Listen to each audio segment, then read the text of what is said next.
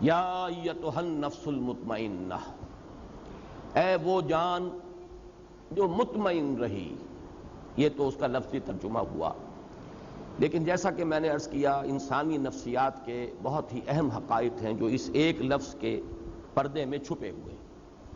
یہ وہ مضامین ہیں جو میں نے اپنے درس کے دوران مختلف مواقع پر بیان کیے ہیں، لیکن جیسے میں نے اس سال اپنے تنظیم اسلامی کے سالانہ اجتماع میں بھی اور انجمن کے محاضرات میں بھی کوشش کی کہ بعض جو بنیادی اور اہم مضامین ہیں ہمارے دین کے اور قرآن حکیم کے جو بنیادی تھیمز ہیں ان پر میں نے اپنی سوچ کو اپ ڈیٹ کیا، اور آخری جو نتائج ہیں آج کی تاریخ تک وہ میں نے گویا کہ کوشش کی کہ میں انہیں ایک ترتیب کے ساتھ بیان کروں.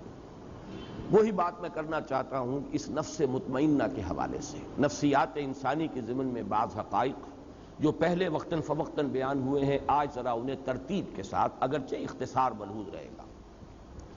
سب سے پہلے یہ نوٹ کیجئے کہ نفس کا لفظ قرآن مجید میں 3 معنی میں آیا ہے. ایک اس کے معنی ہے کوئی شخصیت، مکمل شخصیت، کسی کی ذات پوری کی پوری ذات. اب شخصیت انسان کی بھی ہے اور ایک شخصیت، ایک ذات اللہ تعالیٰ کی بھی ہے. لہذا یہ لفظ اگرچہ انسانی شخصیت کے لیے تو قرآن مجید میں بے شمار مرتبہ آیا ہے، لیکن میں صرف یہ نوٹ کرا لینا چاہتا ہوں کہ اللہ کے لیے بھی لفظ نفس آیا ہے. حالانکہ ایک اعتبار سے یہ لفظ جو ہے گھٹیا معنی میں استعمال ہوتا ہے، یعنی نفس امارہ، لیکن یہ ہے کہ اللہ تعالیٰ کی ذات کے لیے بھی یہ لفظ قرآن مجید میں 4 مقامات پر آیا ہے. کیونکہ اس سے مراد ہے ذات باری تعالیٰ، ایک پوری شخصیت، جس کو اقبال نے اپنے لیکچرز میں کہا ہے دی انفائنائٹ ایگو، وہ جو ایک خودی ہے. انائے کبیر وہ ایک ذات ہے، وہ ایک شخصیت ہے. وہ صرف کوئی وجود مطلق نہیں ہے، وہ صرف کوئی روح کائنات نہیں ہے، وہ صرف کوئی بے جان مادہ نہیں ہے، بلکہ ایک شخصیت ہے، ایک ذات ہے. مکمل شخصیت، مکمل ذات، انائے کبیر، وہ جو انفائنائٹ ایگو ہے. چنانچہ یہ نوٹ کر لیجئے سورہ آل عمران کی آیات نمبر 28 اور نمبر 30 میں 2 مرتبہ یہ الفاظ آئے وَيُحَذِّرُكُمُ اللَّهُ نَفْسَهُ، اللہ ڈراتا ہے تمہیں اپنی ذات سے، یعنی اللہ کی ذات سے. اللہ تعالیٰ تمہیں ڈرا رہا ہے کہ اس سے ڈرو، مجھ سے ڈرو. یہاں پر اللہ کی ذات کے لیے 2 مرتبہ نفس کا لفظ آیا وَيُحَذِّرُكُمُ اللَّهُ نَفْسَهُ. اسی طریقے سے سورہ انعام میں بھی 2 جگہ پر، آیت نمبر 12 ہے اور آیت نمبر 54. آیت نمبر 12 میں فرمایا کتب علی نفسہ الرحمہ، اللہ تعالیٰ نے اپنی ذات پر واجب کر لی ہے رحمت. رحمت کو اس نے اپنی ذات پر، اپنے آپ پر واجب کر لیا. یہ میں اس لیے مثال دے رہا ہوں کہ اپنا آپ، اپنی ذات، اس کے لیے انسانوں کے لیے تو بے شمار مرتبہ لفظ نفس آیا ہے قرآن مجید میں، لیکن ذات باری تعالیٰ کے لیے بھی لفظ نفس کا اطلاق 4 جگہ ہے. سورہ انعام کی آیت نمبر 54 میں فرمایا کتب ربکم علی نفسہ الرحمہ، تمہارے رب نے اپنی ذات پر، اپنے آپ پر رحمت واجب کر لی، لکھ لی. تو یہ 4 مقامات ہیں قرآن مجید کے جن میں ذات باری تعالیٰ پر بھی لفظ نفس کا اطلاق ہے. اور ایک اس وقت ذہن میں آیا ہے کہ یہ نوٹ کرا دوں کہ یہ اصول میں نے بارہا عرض کیا ہے کہ اہم مضامین قرآن مجید میں 2 دفعہ ضرور آتے ہیں. اب دیکھیے یحذرکم اللہ نفسہ 2 جگہ آ گیا ایک ہی صورت میں، سورہ آل عمران میں. کتب علی نفسہ الرحمہ یا کتب ربکم علی نفسہ الرحمہ، یہ بھی 2 مرتبہ آ گیا سورہ انعام میں. تو ایک مفہوم تو لفظ نفس کا ہے کسی کی شخصیت، کسی کی ذات، پوری کی پوری شخصیت پر لفظ نفس کا اطلاق. دوسرے معنی میں انسان کی شخصیت کے حیوانی پہلو پر اس لفظ کا اطلاق ہوتا ہے. اب اس کے پیچھے وہ پورا فلسفہ جو میں بارہا بیان کر چکا ہوں کہ قرآن مجید سے جو رہنمائی ملتی ہے وہ یہ ہے کہ انسانی شخصیت کمپوزٹ ہے، مرکب وجود ہے انسان کا. ایک اس کا حیوانی وجود ہے، وہ خاکی الاصل ہے، زمین سے، مٹی سے، کرسٹ آف دی ارتھ سے جو ہے یہ وجود میں آیا ہے، کلے سے. اور ایک اس کا روحانی وجود ہے، وہ عالم امر سے متعلق ہے، اس کا ایک خصوصی ربط اور تعلق ہے ذات باری تعالیٰ کے ساتھ. وَنَفَخْتُ فِيهِ مِن رُوحِي، یہ دونوں بڑے متضاد ہیں اپنے تقاضوں کے اعتبار سے بھی اور اپنے اوریجن کے اعتبار سے بھی. ایک کا منبع زمین ہے، ایک کا جو بھی جہاں سے اس کا تعلق ہے وہ عالم علوی ہے، وہ بلند عالم ہے. اس میں یوں سمجھ لیجئے کہ انسانی شخصیت کا جو حیوانی پہلو ہے اس کے لیے لفظ نفس آتا ہے۔ یہی وجہ ہے کہ اس حیوانی پہلو کا اگر خلاصہ اور لب لباب آپ کہیں گے تو وہ ہے جان، حیات، جو حیوانات میں بھی ہے۔ کتے میں بھی جان ہے، بلی میں بھی جان ہے، گھوڑے میں بھی جان ہے، گدھے میں بھی جان ہے، گھاس کے تنکے میں بھی جان ہے۔ یہ تمام جو ہے، چاہے وہ نباتاتی حیات ہو اور چاہے وہ حیواناتی حیات ہو، زمینی حیات جو ہے، اس میں زندگی جو ہے قدر مشترک ہے۔ انسان کا بھی جو حیوانی وجود ہے وہ صرف جسم نہیں، جسم جمع حیات، یہ زندگی جو ہے یہ ہے در حقیقت جو حیوان انسان ہے۔ تو اس کا چونکہ لب لباب جو ہے اس حیوانی وجود کا وہ ہے جان، لائف، حیات، اس لیے سورہ انعام ہی کی آیت نمبر 93 میں فرمایا گیا کہ فرشتے جب روح قبض کرنے کے لیے، جان نکالنے کے لیے آتے ہیں۔ اب یہ روح قبض کرنے کا لفظ بھی میری زبان پر آ گیا غلط العام کے اعتبار سے، حالانکہ اس وقت جان قبض کی جاتی ہے، جان نکالی جاتی ہے، روح کا معاملہ نہیں ہے، وہ ایک علیحدہ بحث ہے۔ اس کے لیے جو الفاظ آئے ہیں اخرجوا انفسکم الیوم تجزون عذاب الہون، نکالو اپنی جانیں، آج تمہیں عذاب دیا جائے گا جو رسوائی والا عذاب ہے، رسوا کن عذاب ہے۔ تو جان جب نکلتی ہے اس حیوانی وجود میں سے تو وجود تو یہی رہ گیا، جسم تو رہ گیا یہ، لیکن جسم تو در حقیقت مٹی کا ایک ڈھیر ہے، مٹی سے آیا ہے۔ اس کا جو اصل حاصل ہے خلاصہ، جیسے کہ کتے میں اس کی جان جو ہے وہ اصل شے ہے، ورنہ اس کے بعد جو ہے گل سڑ جائے گا اور اس کا کوئی حقیقی وجود نہیں ہے۔ اسی طرح حیوانی وجود جو انسان کا ہے اس کا بھی اصل لب لباب جان ہے، حیات ہے، لائف ہے، باقی ورنہ یہ جسم جو ہے یہ تو تحلیل ہو کر اور منتشر ہو کر مٹی میں مل جائے گا۔ تو جان کے لیے بھی اس قرآن مجید میں لفظ اخرجوا انفسکم، نکالو اپنی جانیں۔ اور یہی دوسرا پہلو ہے کہ جس کے لیے سورہ یوسف کی آیت نمبر 53 میں اور جو 13ویں پارے کی پہلی آیت ہے اس میں لفظ آیا ہے ان النفس لامارۃ بالسوء۔ چونکہ یہ حیوانی وجود ہے انسان کا، تو جو حیوانی جبلتیں ہیں، جو اینیمل انسٹنکٹس ہیں، جو محرکات عمل ہے حیوانی، وہ سب کے سب اس کے ساتھ متعلق ہیں۔ یہ ہمارے حقیقی وجود کا ایک رخ ہے، ایک پہلو ہے۔ یہ آدھا وجود ہے انسان کا جو حیوانی وجود ہے، اس اعتبار سے اس کے لیے نفس کا لفظ آیا، لیکن نفس کے ساتھ صفت آئی ان النفس لامارۃ بالسوء، جس کے لیے کہ ہمارے ہاں عام طور پر، خاص طور پر صوفیانہ لٹریچر میں نفس امارہ کا لفظ استعمال ہوتا ہے، حالانکہ قرآن مجید میں یہ ترکیب اس طور سے نہیں آئی، النفس الامارہ یہ لفظ نہیں آیا، ان النفس لامارۃ بالسوء، یعنی یہ جو حیوانی نفس ہے انسان کا یہ تو لازماً برائی کا حکم دے گا۔ کیوں دے گا؟ اس لیے کہ یہ اینیمل انسٹنکٹس جو ہیں یہ بلائنڈ ہیں۔ انسان کو بھوک لگتی ہے، پیٹ کھانے کو مانگتا ہے، اسے اس سے غرض نہیں ہے کہ وہ حلال کھانا کھا رہا ہے یا حرام کھا رہا ہے، اسے تو اپنی بھوک کی سیٹسفیکشن درکار ہے۔ پھر یہ کہ وہ فی نفسہ ہی وہ گوشت جو ہے چاہے بکری کا ہے اور چاہے وہ سور کا ہے، نفس کو تو اس سے بھی تعلق نہیں۔ پھر بکری کا بھی ہے تو حلال ذریعے سے کمایا گیا یا حرام ذریعے سے کسی کی جیب کاٹ کر جا کر بکری کا گوشت خرید لیا گیا، ان چیزوں سے نفس کو بحث نہیں۔ اسے تو جو بھی ٹینشن اندر ڈیولپ ہو جاتا ہے، بھوک کا ٹینشن انسانی نفس کے اندر، اسے اپنی تسکین چاہیے اور وہ تسکین پیٹ کو بھرو۔ اسی طرح شہوت ہے، جنسی جذبہ ہے، وہ تو اپنی تسکین چاہتا ہے، گریٹیفیکیشن چاہتا ہے، اسے اس سے غرض نہیں حرام راستے سے ہو، حلال راستے سے ہو، برائی سے ہو، بھلائی سے ہو، جائز سے ہو، ناجائز سے، اسے اس کی کوئی غرض نہیں۔ تو یہ جو انسان کے جو حیوانی جبلتیں ہیں، حیوانی انسٹنکٹس ہیں، یہ جو اس کے محرکات عمل ہے حیوانی، یہ رجحانات و میلانات جو حیوانی ہیں، یہ چونکہ اندھے ہیں، انہیں خیر اور شر اور انہیں حلال و حرام اور جائز و ناجائز سے بحث نہیں ہے، لہذا ان کے لیے فرمایا گیا یہ تو برائی کا حکم دیں گے۔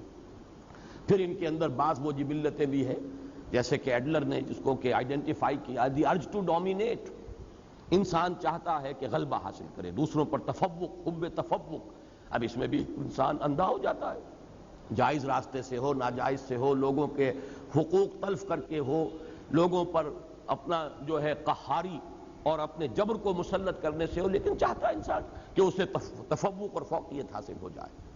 یہاں یہ نوٹ کر لیجئے کہ در حقیقت جدید نفسیات جو ہے وہ انسانی شخصیت یا نفسیات انسانی کے صرف اس پہلو سے بحث کرتی ہے، چونکہ روحانی وجود اس کے دائرہ تحقیق و تفتیش سے خارج ہے، نظر آنے والا وجود یہی ہے ایکسپیریمنٹ کا اگر موضوع بن سکتا ہے یہی وجود بن سکتا ہے. آج کل کی سائیکالوجی جو ہے وہ ایکسپیریمنٹل سائیکالوجی ہے، وہ اس کی اساس فزیولوجی پر ہے.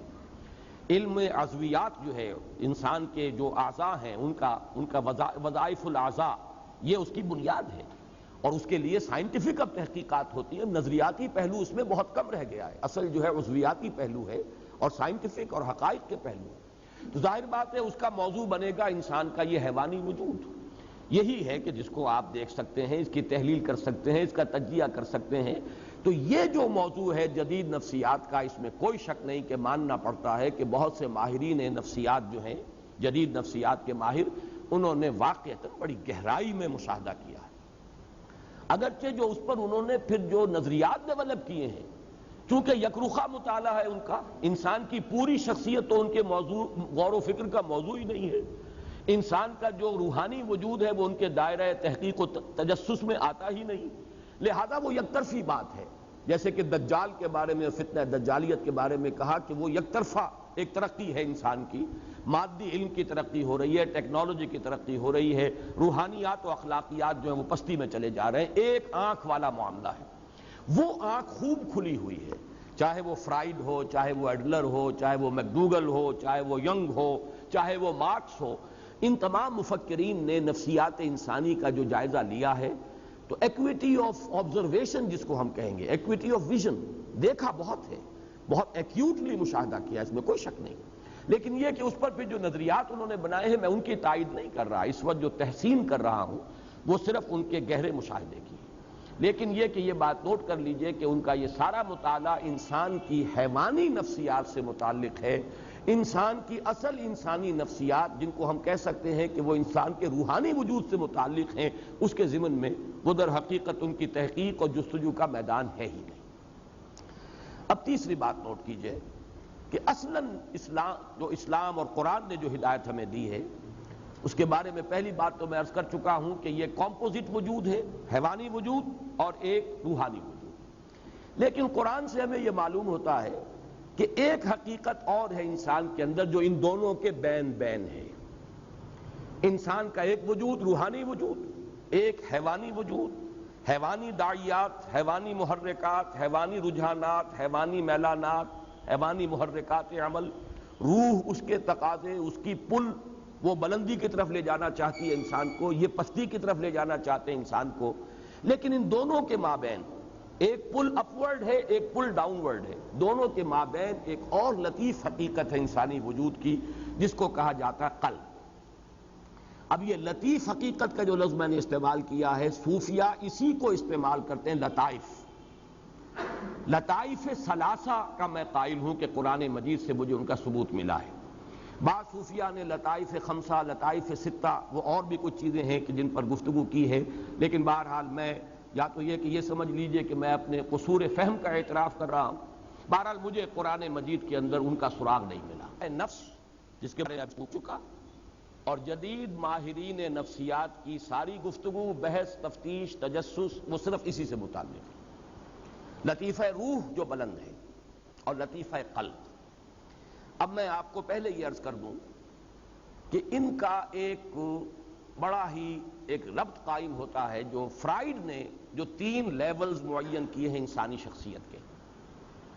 اور یہ میں نے جیسا کہ ابھی عرض کیا کہ میں اس کے مشاہدے کی گہرائی کا اور ایکویٹی آف آبزرویشن کا بہت قائل ہوں. اگرچہ جو نظریات اوپر اس نے بنائے ہیں وہ بڑے گمراہ کن ہیں، لیکن بنیادی آبزرویشن صحیح ہے.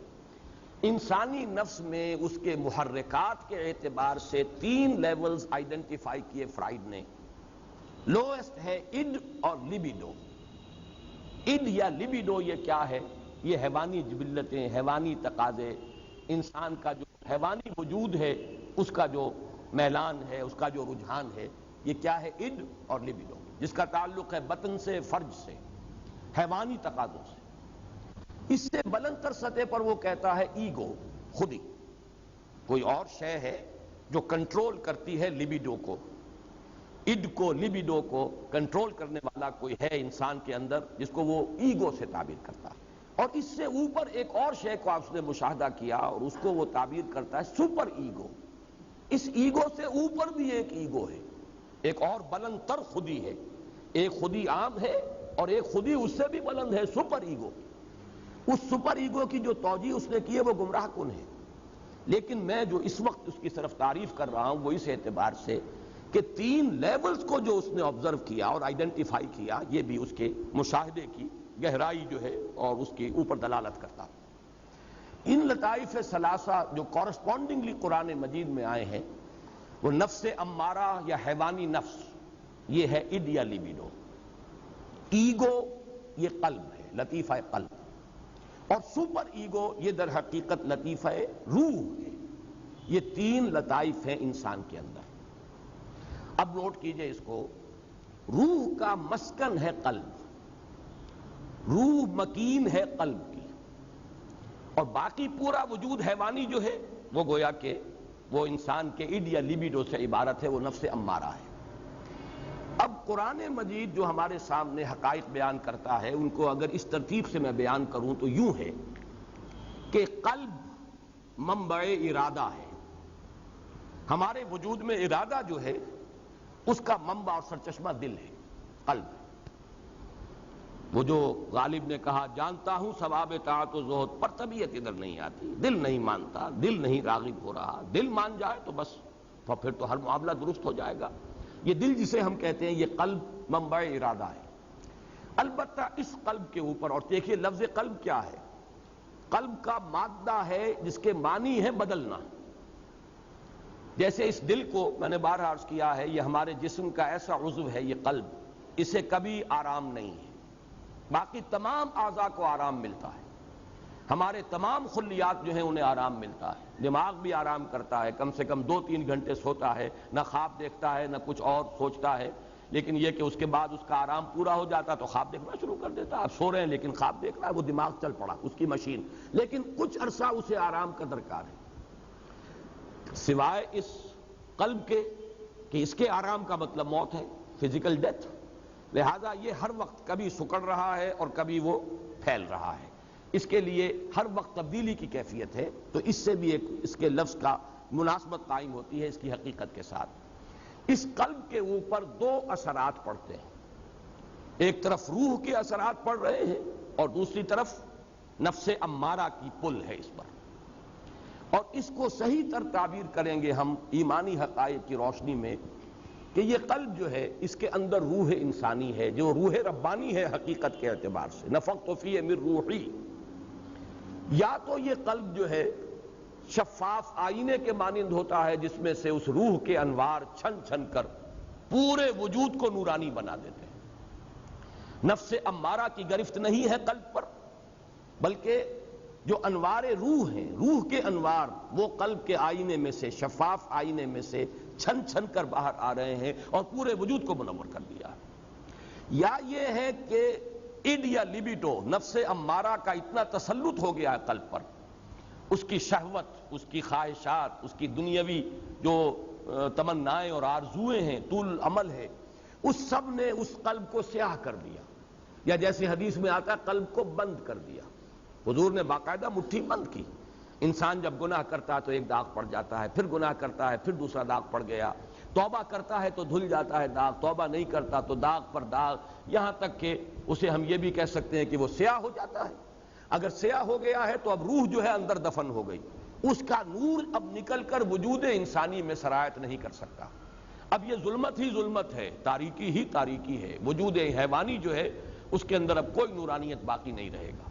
یہ ہے وہ کیفیت جس کو حضور نے فرمایا پھر دل بند ہو جاتا ہے، اور اسی کو قرآن کہتا ہے ختم اللہ علی قلوبہم وعلی سمعہم، جب کسی تھیلی کو بند کر دیتے ہیں تو اوپر مہر لگا دیتے ہیں، اب کوئی شے اس میں نہ نکلے گی نہ اس کے اندر داخل ہوگی۔ تو دل میں سے نہیں نکل سکتے انوار روح کے، اور دل میں داخل نہیں ہو سکتی کوئی نصیحت، کوئی موعظت، اس لیے کہ مہر لگ چکی ہے۔ یہ کیفیت کیا ہے؟ یہ وہ کیفیت ہے کہ قلب انسانی پر فیصلہ کن غلبہ ہو گیا ہے۔ جو حیوانی میلانات ہیں، ظلمات نفس ہیں، انہوں نے ایسا تسلط کر لیا ہے کہ یا تو یوں کہیے کہ اس پر کوٹنگ آ گئی ہے، سختی آ گئی ہے دل کے اوپر، یا وہ دل کا جو باہر کا حصہ ہے وہ اتنا سیاہ ہو گیا ہے، اتنا بند ہو گیا ہے دل کہ اب اندر جو روح ہے وہ دفن ہو کر رہ گئی۔ اس کو نوٹ کر لیجئے، لفظ دفن میں خاص طور پر استعمال کر رہا ہوں اس لیے کہ ذرا آگے ہم چلیں گے قد افلح من زکاہا وقد خاب من دساہا. دسا یا دسو کے معنی ہے کسی شے کو دفن کر دینا. یہ لفظ آگے آ جائے گا. تیسری ہی صورت ہے، بلکہ اگلے ہفتے انشاءاللہ ہفتے کو ہم یہ سورۃ الشمس پڑھیں گے. اور یا پھر دوسری شکل ہے جو میں نے عرض کیا کہ اگر آئینہ قلب صاف اور شفاف ہے تو روح کے انوار اس میں سے نکل رہے ہیں اور اس نے پورے وجود حیوانی کو منور کر دیا ہے. یہ ہیں دو ایکسٹریم کنڈیشنز. اس دوسری کنڈیشن کی ایکسٹریم صورت جو ہے وہ ہے شخصیت محمدی صلی اللہ علیہ وسلم. یہ نہیں تھا کہ آپ کے ساتھ نفس تھا نہیں، یہ نہیں تھا کہ آپ کے اندر جو ہے جسمانی تقاضے تھے نہیں، یہ نہیں تھا کہ آپ کو بھوک نہیں لگتی تھی یا آپ کے اندر جو ہے وہ جنسی تقاضا نہیں، سب تھے. لیکن یہ کہ اس سب کے اوپر روح محمدی کے انوار ایسے فیصلہ کن طور پر غالب ہو چکے تھے کہ پورا وجود نورانی ہو چکا تھا. اس اعتبار سے حضور کو اگر نور مجسم کہا جائے تو مجھے کوئی اعتراض نہیں اس معنی میں. وہ جس کو آگے بڑھا کر جو فلسفے اس پر ایجاد کر لیے گئے وہ علیحدہ شے ہے، لیکن اس معنی میں کہ روح محمدی صلی اللہ علیہ وسلم اتنی اس کی نورانیت قوی ہے اور جو نفس ہے وہ حضور نے اس طور سے اس پر قابو پا لیا کہ روح کے انوار سے آپ کا پورا وجود جو ہے وہ منور ہو گیا. اس کے لیے سورہ نور کی وہ جو رکوع ہے، 5واں رکوع، اس میں جو تعبیر آئی ہے اسے ذہن میں تازہ کر لیجئے. نور علی نور. یہ تو انوار ہی انوار ہیں پورے وجود کے اندر. بتمام و کمال تو یہ ذات محمدی ہے صلی اللہ علیہ وسلم، لیکن یہ کہ اسی راستے پر چلنے والے اور بھی لوگ ہوں گے. نور کی انٹینسٹی تو وہ نہیں ہوگی جو نور محمدی کی ہے صلی اللہ علیہ وسلم، لیکن یہ کہ پورے وجود انسانی کا نورانی ہو جانا کم تر انٹینسٹی کے ساتھ یہ بالکل معقول بات ہے، سمجھ میں آنے والی بات ہے. اور دوسری جو ایکسٹریم کیفیت ہے اس کے لیے ظلمات بعضها فوق بعض، تاریکیوں پر تاریکیاں. نور جو ہے روح کا وہ تو دفن ہو چکا، اس کے اوپر تو قلب کے اوپر کرسٹ آ چکا، سختی آ چکی. ثم قست قلوبکم فہی کالحجارۃ او اشد قسوہ. پتھر سے زیادہ سخت ہو چکے. یا آئینہ قلب سیاہ ہو چکا، زنگ آ چکا. کلا بل ران علی قلوبہم ما کانوا یکسبون. یہ سورہ مطففین میں ہم پڑھائے ہیں. یا حضور نے جیسے فرمایا کہ دل بند ہو گیا، اب اس پر مہر کر دی گئی. یہ ہے ظلمات بعضها فوق بعض. البتہ ایک تیسری کیفیت ہے بین بین. یہ قلب جو ہے کبھی ادھر کبھی ادھر. آپ یوں سمجھیے کہ 90% انسان اسی کیفیت میں ہوں گے. وہ لوگ کہ جن پر اس طریقے سے حیوانیت کا غلبہ ہو چکا ہو کہ کوئی خیر کا وجود ہی نہ رہے، یہ بھی ایکسٹریم لوگ کم ہوتے ہیں. کوئی نہ کوئی جھوٹی نیکی، ملمے کی نیکی، دکھاوے کی نیکی، ڈاکوؤں کے ہاں، جیب کتروں کے ہاں، بستہ الف اور بستہ بے کے بدماشوں کے ہاں، رنڈیوں کے ہاں، یعنی آبرو باختہ عورتوں کے ہاں ہوتی ہے کوئی نہ کوئی. محرم آیا تو کالے کپڑے پہن کر اور وہ سبیلیں لگائیں گی اور آئیں گی اور تازیوں میں کچھ نہ کچھ ہے. اپنے نفس کو دھوکہ دینے کے لیے کوئی نہ کوئی خیر جو ہے اس کا انسان اہتمام کرتا ہے. اسی کا ذکر آ رہا ہے سورہ بلد میں. اہلکت مالا لبدا. میں نے تو بڑا مال لگا دیا، خرچ کر دیا. میں نے تو خیر کے کاموں میں، بھلائی میں، مسکینوں کو کھلانے میں بڑے بڑے لنگر کھولے. یہ سب کام ہے کس کے ساتھ؟ بدی کے ساتھ. بدی بھی ہے، حرام خوری بھی ہے، سمگلنگ بھی ہو رہی ہے، اور بھی جو بھی سودی کاروبار بھی ہو رہا ہے، لیکن مسجدوں کو چندے بھی دیے جا رہے ہیں، دارالعلوموں کی سرپرستی بھی ہو رہی ہے. تو اکثر و بیشتر آپ کو ملے گا گڈمڈ معاملہ کہ کچھ نیکی کی طرف بھی ہے اور کچھ بدی کی طرف بھی ہے. یہ ہے جس کو قرآن تعبیر کرتا ہے نفس لوامہ. لا اقسم بیوم القیامہ ولا اقسم بالنفس اللوامہ. اس لیے کہ یہ روح جو ہے اس کا اثر کیا ہوتا ہے انسان پر؟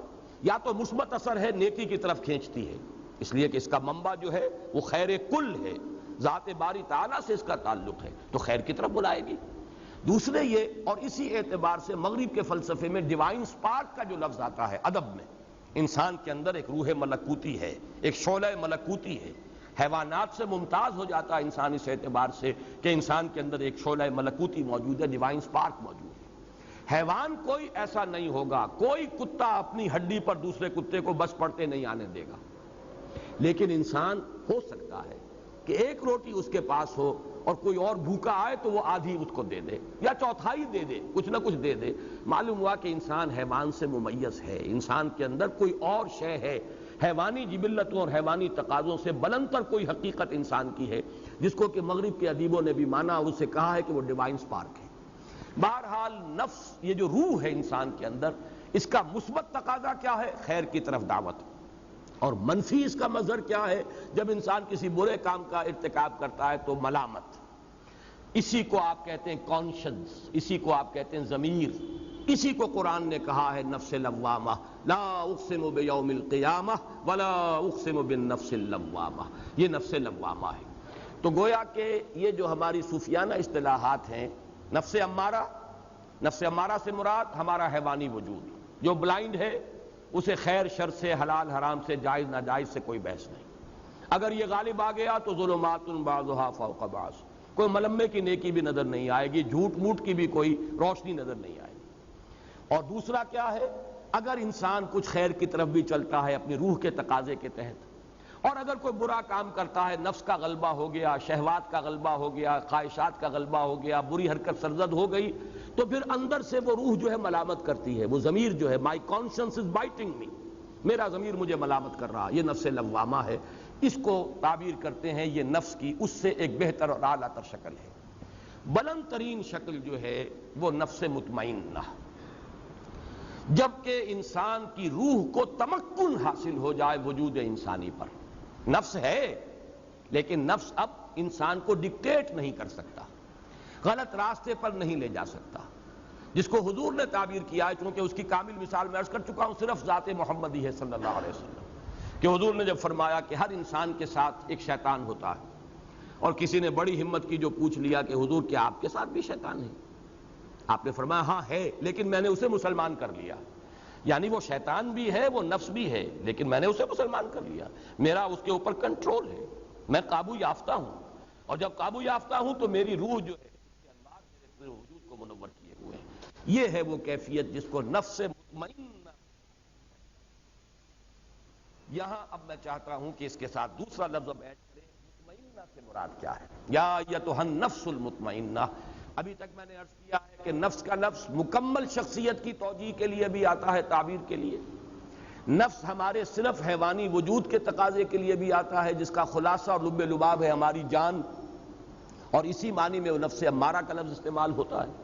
پھر نفس بحیثیت کل جب آئے گا تو نفس مطمئنہ، یہ پوری انسانی شخصیت کی وہ کیفیت کہ جس میں انسان کا لطیفہ روح جو ہے اس درجے غالب آ چکا ہے پورے وجود پر کہ وہ لطیفہ نفس جو ہے وہ ہوتے ہوئے بھی غیر مؤثر ہو گیا، اور تمکن حاصل ہو گیا اس کے پورے وجود پر، حکمرانی اور تسلط جو ہے وہ ہو گیا ہے اس کے روحانی وجود کا۔ اب مطمئنہ کسے کہتے ہیں؟ اطمئنان، یہ ہم اردو میں اس کو لکھتے ہیں تو اطمینان لکھتے ہیں یہ کے ساتھ، عربی میں اصل میں یہ لفظ ہے اطمئنان حمزہ کے ساتھ۔ هو الاستقرار والثبات، کسی چیز پر جم جانا، یہ ہے در حقیقت اطمینان کا اصل مطلب۔ اس اطمینان کے دو رخ ہیں، اور یہ میں اس مرتبہ اپنے حقیقت ایمان والی بحث میں ایمان کا امن سے تعلق اس میں تفصیل سے بیان کر چکا ہوں اس مرتبہ کے محاضرات میں۔ انسان کو دو قسم کے اطمینان درکار ہیں، ایک ذہنی اطمینان، اور اس کو ہم ذہنی سکون سے بھی تعبیر کرتے ہیں، ایک قلبی اطمینان یا قلبی سکون، اسے اطمینان کہیں، سکون کہیں، امن کہیں، تینوں الفاظ یہاں ہم معنی ہو جائیں گے۔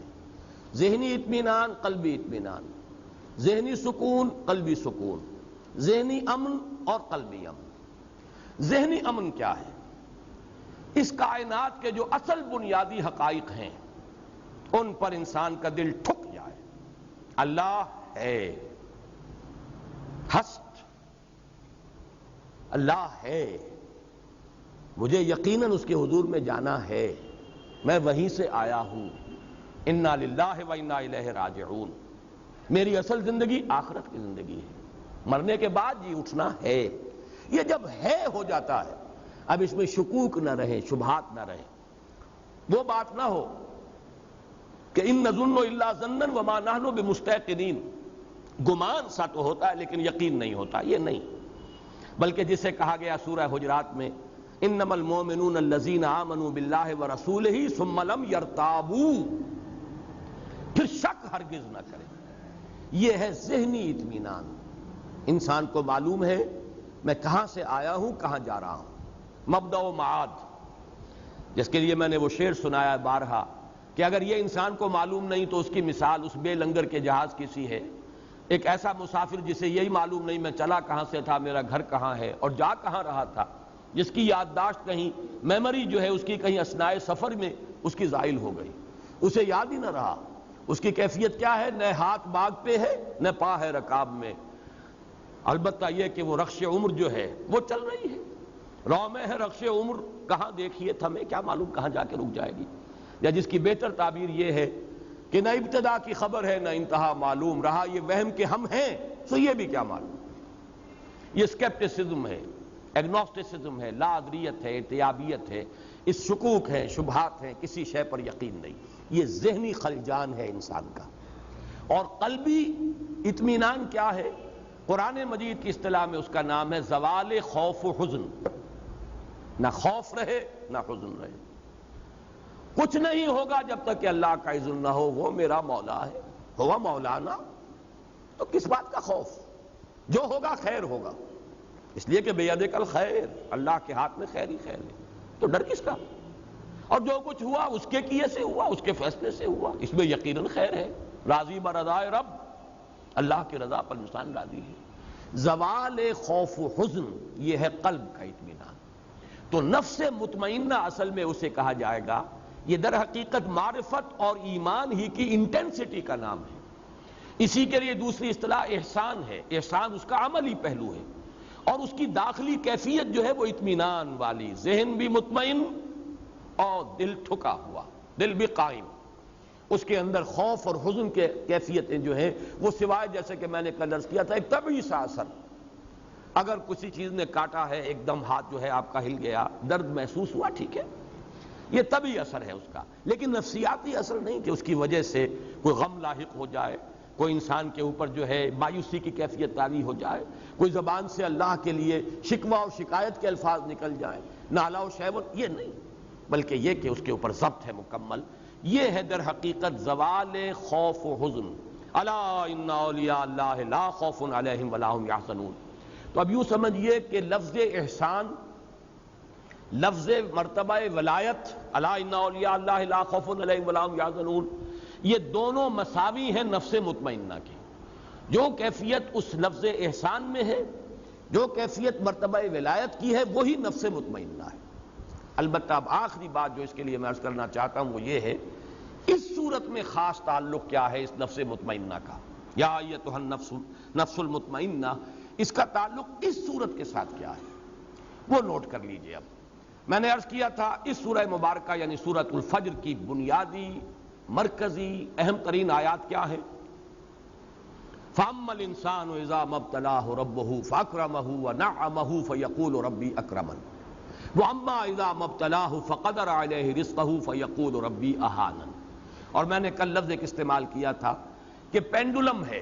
جیسے اب تو وہ گھنٹے رہے نہیں، وہ جو کوئی بڑا گھنٹہ جو ہے دیواروں پر ہوتا تھا اور اس کا پینڈولم کبھی دائیں بائیں مسلسل چل رہا ہے.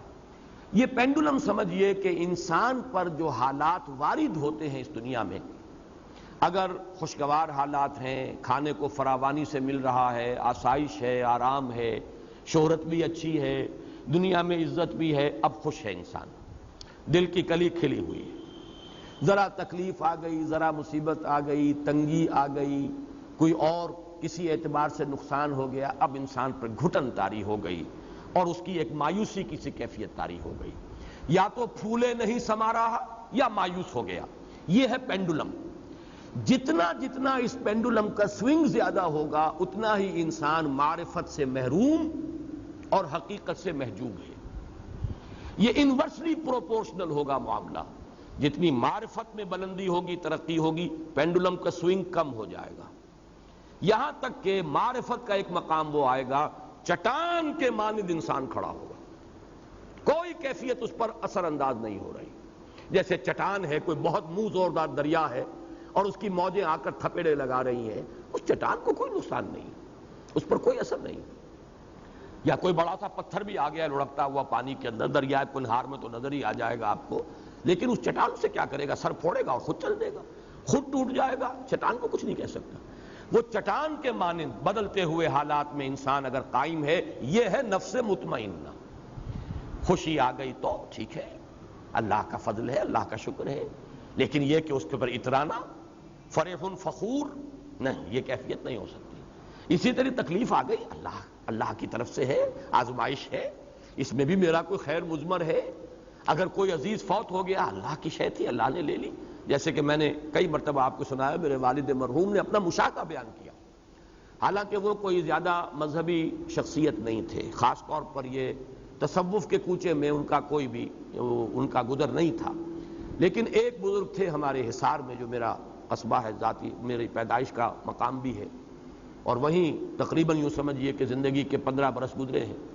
تو وہاں ایک بزرگ تھے مظفر علی خان، اور ان کے پھر یہ جو خلیفہ تھے عبد الصمد خان، وہ ہیں جو رینالہ خرد میں دفن ہیں، اور جن کے نام کی تختی لگی ہوئی ہے، مسلم مسجد کا سنگ بنیاد انہوں نے رکھا تھا۔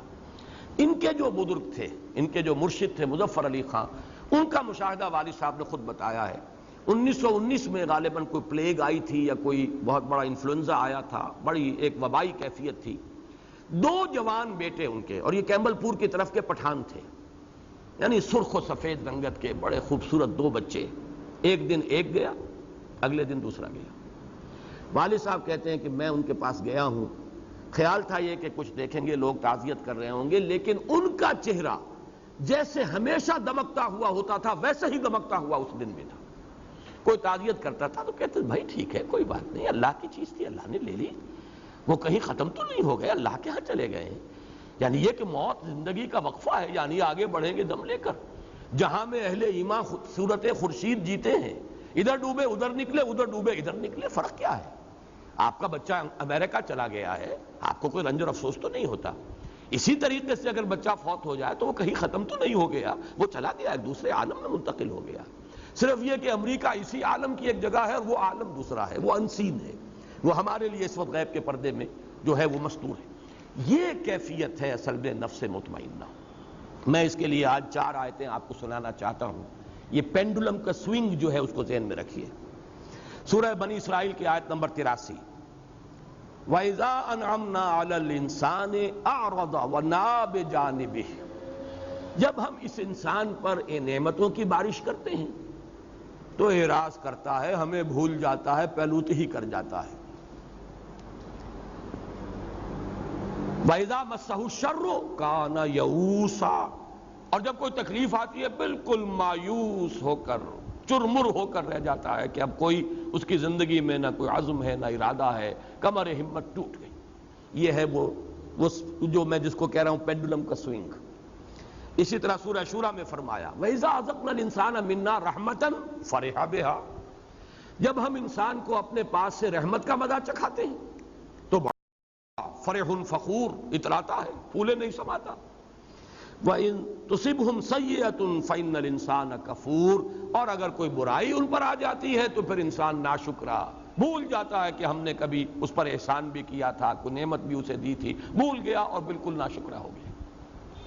اسی طرح سورہ ہود میں فرمایا وَلَئِنْ أَذَقْنَا الْإِنسَانَ مِنَّا رَحْمَةً ثُمَّ نَزَعْنَاهَا مِنْهُ إِنَّهُ لَيَئُوسٌ كَفُورٌ، اگر ہم انسان کو اپنی طرف سے رحمت کا مزہ چکھاتے ہیں پھر سلب کر لیتے ہیں اس سے، وہ نعمت چھین لی، پھر وہ بالکل مایوس اور ناشکرا ہو کر رہ جاتا ہے۔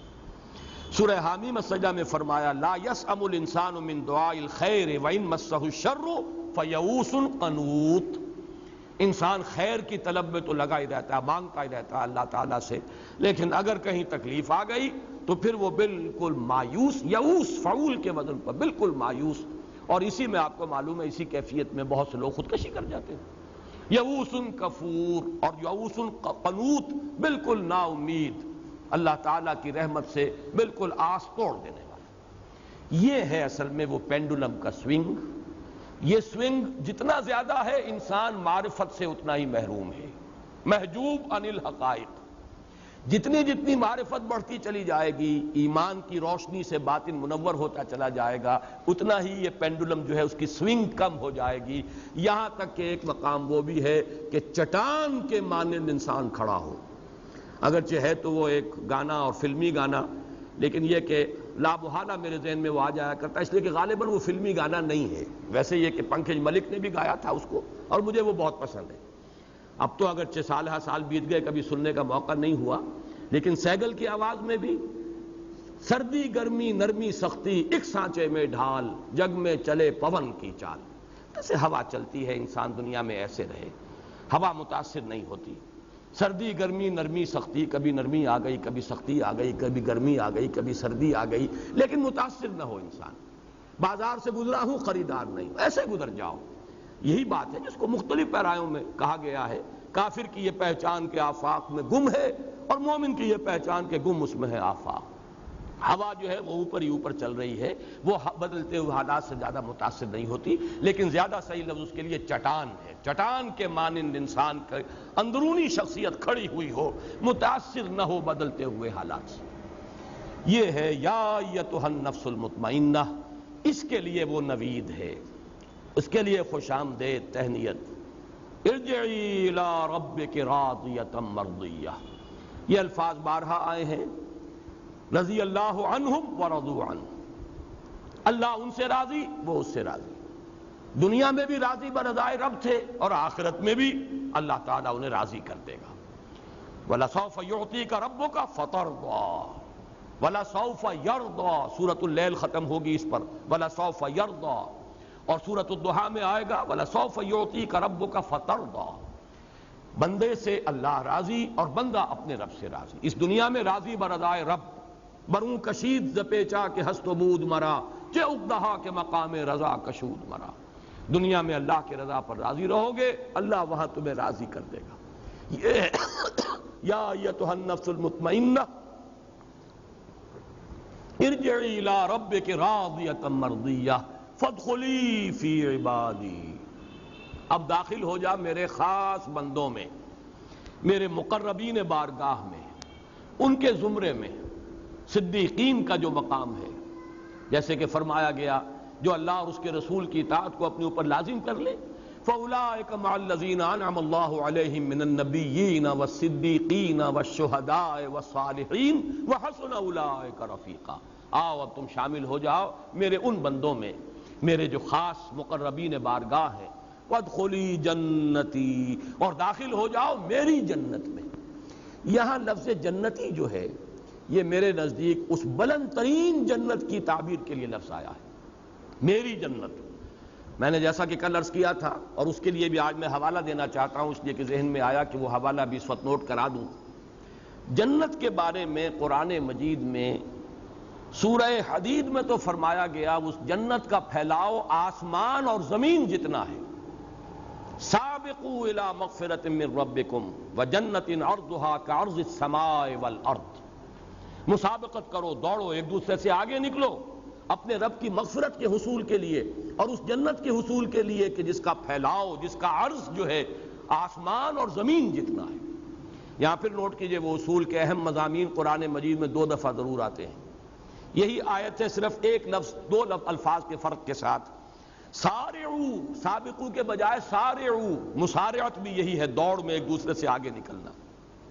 سارعوا الی مغفرۃ من ربکم وجنۃ عرضها السماوات والارض، آسمانوں اور زمین جتنا پھیلاؤ ہے جنت کا۔ فرق کیا ہے؟ وہاں ایک آسمان کی بات کی ہے، یہاں آسمانوں کی بات کی ہے، تمام آسمانوں تک پھیلاؤ ہے جنت کا۔